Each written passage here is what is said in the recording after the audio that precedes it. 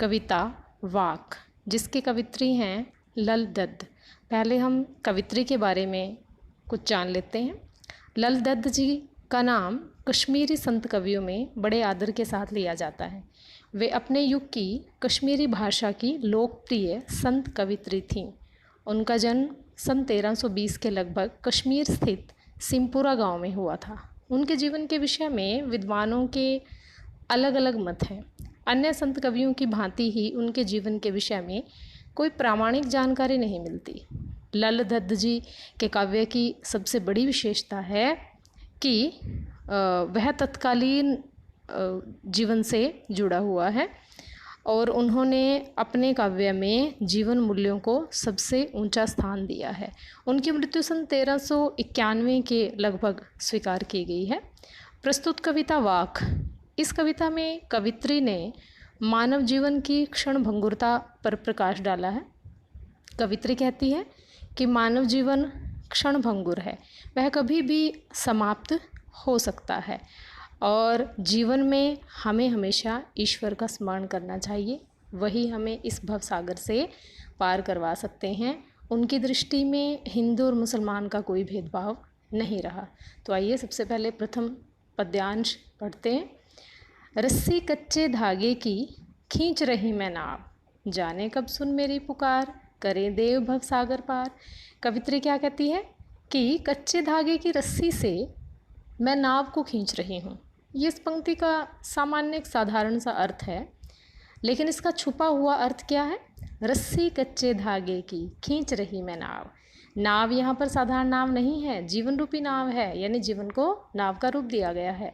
कवित्री क्या कह रही है कि मैं अपनी जीवन रूपी नाव को खींच रही हूँ। कैसे खींच रही हूँ? रस्सी कच्चे धागे की। ठीक है, कच्चे धागे रूपी रस्सी से, जो बहुत ही कमज़ोर सा साधन है, बहुत ही क्षीण सा साधन है, उससे मैं अपने जीवन रूपी नाव को खींच रही हूँ। अर्थात जो कच्चा धागा है वो हमारे कमज़ोर साधन हैं जिनके द्वारा हम अपने जीवन यापन कर रहे हैं, ज़िंदगी को चला रहे हैं।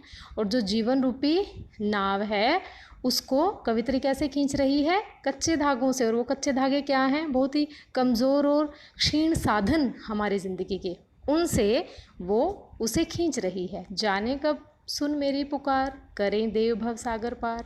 कवित्री कहती है कि जाने कब ईश्वर मेरी प्रार्थना सुनेंगे और मुझे इस भव सागर, संसार रूपी सागर से पार होने में मेरी मदद करेंगे। कब मुझे संसार रूपी सागर से वो पार करवाएंगे। पानी टपके कच्चे सकोरे, व्यर्थ प्रयास हो रहे मेरे, जी में उठती रह रह हुक, घर जाने की चाह है घेरे। कवित्री क्या कहती है कि ये जो संसार है ये क्षणिक है। इस क्षणिक संसार की जो तुलना है वो किससे की गई है? कच्चे सकोरे से। कच्चा सकोरा क्या होता है? मिट्टी का कटोरा आप कह सकते हैं, कच्चा, जो पका ना हो। तो कवित्री क्या कहती है? पानी टपके कच्चे सकोरे, व्यर्थ प्रयास हो रहे मेरे। प्रयास, प्रयत्न। कवित्री कह रही है कि जिस प्रकार से मिट्टी का बना हुआ जो कटोरा है, जो कच्चा है, उसमें अगर पानी डाल दिया जाए तो वो गल जाता है। तो उसी प्रकार, जिस प्रकार मिट्टी के कटोरे में पानी डालना व्यर्थ हो जाता है, उसी प्रकार मेरे जो प्रयास हैं अपने जीवन को चलाने के, वो व्यर्थ प्रतीत हो रहे हैं। इस जीवन रूपी नाव को खींचने के मेरे जो प्रयास हैं, मेरे जो प्रयत्न हैं, वो व्यर्थ हो रहे हैं। बिल्कुल ऐसे जैसे मिट्टी के कटोरे में पानी डाल दिया जाता है, जो कच्चा है, अभी पका नहीं है, तो वो गल जाता है।